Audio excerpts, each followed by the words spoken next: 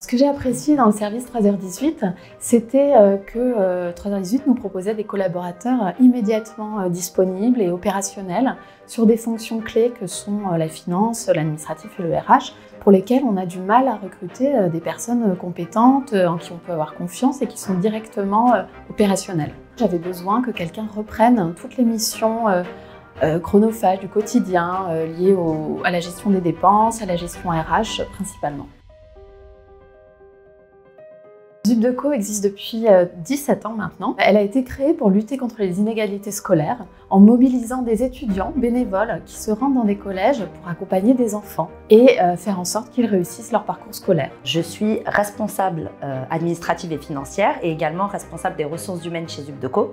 Donc je gère toute la partie finance, prépa comptable et en plus tout ce qui est ressources humaines. Concrètement, j'ai pu déléguer à Prisca la gestion quotidienne des dépenses, les paiements, l'enregistrement des factures, la transmission à l'expert comptable, une partie aussi RH avec l'édition des contrats, l'élaboration des payes, le suivi de la législation RH aussi.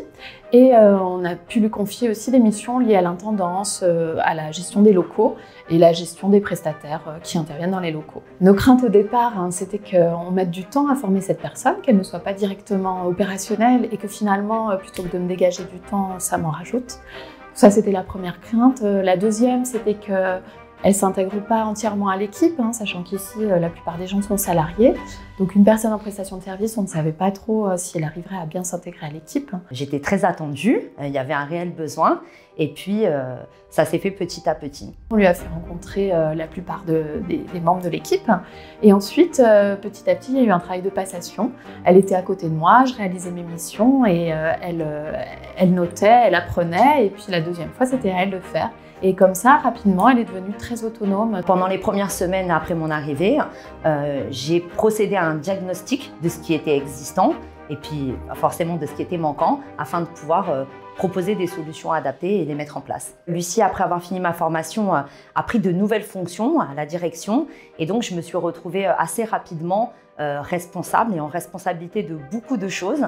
Donc je suis formée pour ça, ça n'a pas été vraiment difficile, mais c'était un beau challenge à relever. Et on est vraiment extrêmement contents de cette collaboration. Prisca est très investie, très dynamique et très efficace. Elle nous a permis d'assurer la croissance de l'équipe. On est passé de 26 à 36 salariés pendant qu'elle était là et c'est vraiment grâce à elle que tout s'est bien passé. Donc on va continuer la collaboration encore longtemps parce qu'on est très satisfaits. Quand j'arrive dans une société, je suis à l'écoute. Je demande vraiment aux clients et je veux identifier les besoins du client afin de répondre à ses besoins en premier lieu. Et ensuite, si j'identifie des besoins qu'eux n'ont pas identifiés, alors je leur propose. Ce que j'aime dans mon métier d'office manager indépendant, c'est la polyvalence. La polyvalence des tâches, parce qu'on est très polyvalent, on peut faire de la comptabilité, de la finance, des ressources humaines, des services généraux, aider dans l'événementiel. Je recommanderais 3h18 à toute structure qui a besoin de se libérer de missions très prenantes au quotidien, qui a besoin de faire face à une croissance assez rapide de son activité et qui aussi a besoin d'expertise supplémentaire au sein de son équipe. 3h18 en 3 mots, c'est l'accompagnement, la diversité des clients. Je dirais qualité, souplesse, engagement.